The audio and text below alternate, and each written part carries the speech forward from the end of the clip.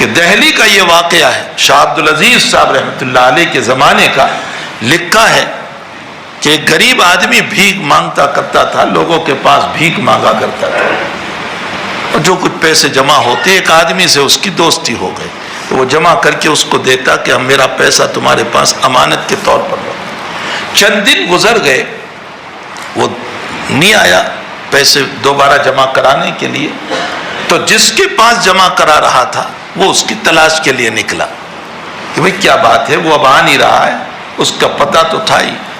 جب پتے پر پہنچا تو دیکھا کہ وہ بیمار پڑا ہوا۔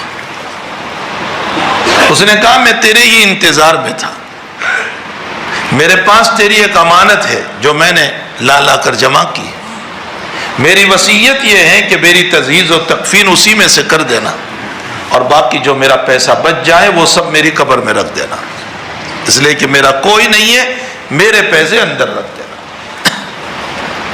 وصیت کے مطابق اس کے پیسے اندر رکھ دیے گئے جو کچھ بچے تھے، لیکن 2-5 دن گزرنے کے بعد اس رکھنے والے کے دل پر خیال سا گزرا کہ اس کو پیسوں کا کیا کام ہے، مجھے ضرورت ہے، لاؤ میں وہ پیسے نکال لوں۔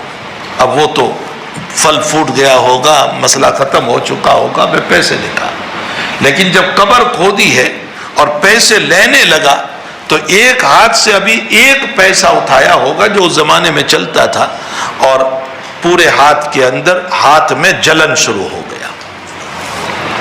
اب جلن کا حال یہ تھا کہ اطباء اور ڈاکٹروں کے پاس جا رہا ہے، دعاؤں کے لیے دوڑ رہا ہے، کوئی شکل سمجھ میں نہیں آ رہی ہے۔ جب تک پانی میں ہاتھ رکھتا ہے تو قدر افاقہ ہوتا ہے، پھر وہی جلن شروع ہو جاتا ہے، اور جلن کا حال یہ تھا کہ برداشت سے باہر تھا۔ کسی نے کہا کہ دہلی میں بزرگ کامل ہے حضرت شاہ عبدالعزیز صاحب محدث دہلوی رحمۃ اللہ علیہ، ان سے جا کر دعا کرا، شاید کہ مسئلہ حل ہو جائے۔ غور سے سنو اس بات کو، شاہ عبدالعزیز صاحب رحمۃ اللہ علیہ کے پاس وہ گیا اور جا کر پورا واقعہ سنایا، تو شاہ صاحب نے فرمایا بھلا یہ تو جہنم کی آگ کا اثر ہے، اس کو کون دور کر سکتا ہے؟ یہ کسی سے دور نہیں ہوگی، اب تیری موت تک یہی جلن رہے گی۔ جیسے ہی اس نے سنا کہ بس وہ زار و قطار رونے لگا، اور اتنا رونے لگا، بے چین ہو کر کے رونے لگا کہ یہ کیا ہو گیا۔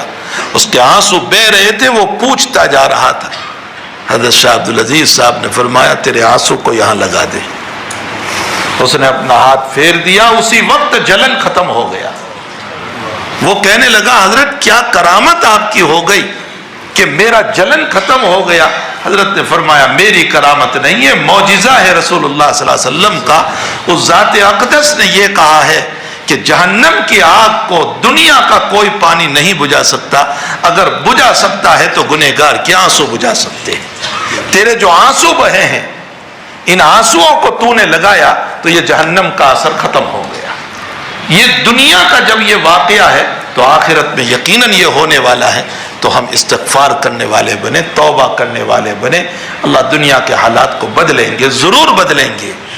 وہ خدا بدل نہیں گیا ہے، وہ اللہ بدل نہیں گیا ہے، وہ اللہ سو نہیں گیا ہے، وہ اللہ مر نہیں گیا ہے، وہ حی لا یموت ہے، وہ مولا کل بھی تھا، وہ آج بھی ہے، وہ ہمیشہ رہنے والی ذات ہے۔ وہ وہی مولا ہے ہمارا جس نے پہلے بھی مددیں اتاری تھی، بعد میں بھی اتارے گا، اور اب بھی وہ اتارے گا۔ ضرورت اس بات کی ہے کہ ہم اللہ کے شاکر بندے بن جائیں۔